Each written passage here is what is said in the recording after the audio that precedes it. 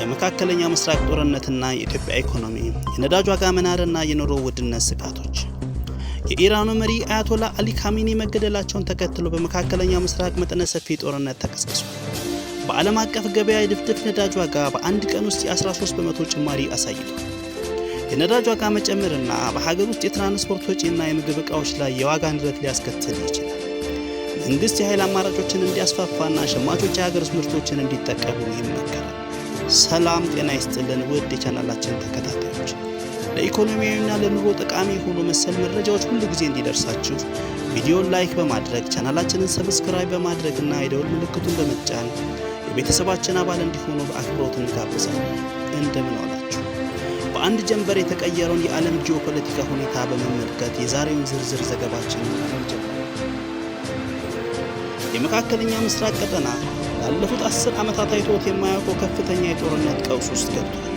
የአሜሪካና የእስራኤል ጥምር ኃይል በወሰዱት ጥቃት የኢራኑ መሪ አያቶላ አሊ ካሚኒ መገደላቸውን ተከትሎ በቀጠናው ይፋዊ ጦርነት ተከፍቷል። ባለፉት 24 ሰዓታት ውስጥ ቴህራን በመቶ የሚቆጠሩ የባላስቲክ ሚሳኤሎችን ወደ እስራኤል ከተሞችና ወደ አሜሪካ የጦር ሰፈሮች አስወንጭፋለች። በአሁኑ ሰዓት ለዓለም ነዳጅ ዝውውር ወሳኝ የሆነው የሆርሙዝ ወሽመጥ የጦርነት ቀጠና ሆኗል። ይህ ወታደራዊ ግጭት በዓለም አቀፍ የፋይናንስ ገበያ ላይ ከፍተኛ ውጥረትን ፈጥሯል። የድፍድፍ ነዳጅ ዋጋ በአንድ ቀን ውስጥ ብቻ ከፍተኛ ጭማሪ በማሳየት አንድ በርሜል $82 ደርሷል። በተመሳሳይ የዶላር አቅም በከፍተኛ ሁኔታ በመናሩ ዓለም አቀፍ ንግድ ከመቼውም ጊዜ በላይ ውድ ሆኗል። ለእኛ ለኢትዮጵያውያን ይህ ጉዳይ የሩቅ ጦርነት ብቻ አይደለም፣ በቀጥታ በቤታችንና በኪሳችን የሚሰማ የኢኮኖሚያዊ ጫና ነው እንጂ። ኢኮኖሚያችን ከዓለም አቀፍ ንግድ ጋር የተሳሰረ በመሆኑ ዛሬ 3 ዋና ዋና ነጥቦችን ልብ ልንል ይገባል። አንደኛ፣ የኢትዮጵያ ነዳጅን ከውጭ የምታስገባ አገር በመሆኗ የዓለም ነዳጅ ዋጋ መጨመር በትራንስፖርት ወጪ በኩል እንደ ጤፍ፣ ስንዴ ባሉ መሰረታዊ ምርቶች ላይ የዋጋ ንረት ሊያስከትል ይችላል።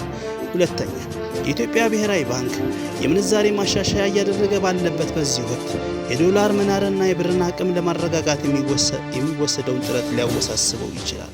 ሶስተኛ፣ ከ90 በመቶ በላይ የኢትዮጵያ ንግድ የሚያልፍበት የጅቡቲ መስመር ላይ የመድን ዋጋ ወይም ደግሞ የኢንሹራንስ ዋጋ በመጨመሩ ወደ ሀገር የሚገቡ ዕቃዎች ላይ ተጨማሪ ጫና ይፈጥራል።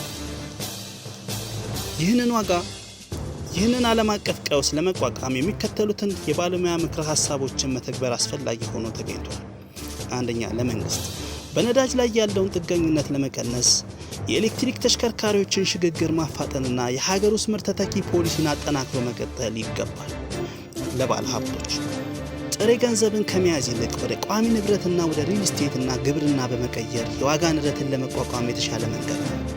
3 ለሸማቾች ከውጭ የሚገቡ ዕቃዎች ዋጋ ስለሚጨምር የሀገር ውስጥ ምርቶችን በመጠቀም ወጪን መቀነስና አስፈላጊ ወጪዎችን በመቆጠብ ለቀጣዩ ወራት ዝግጁ መሆን ያስፈልጋል።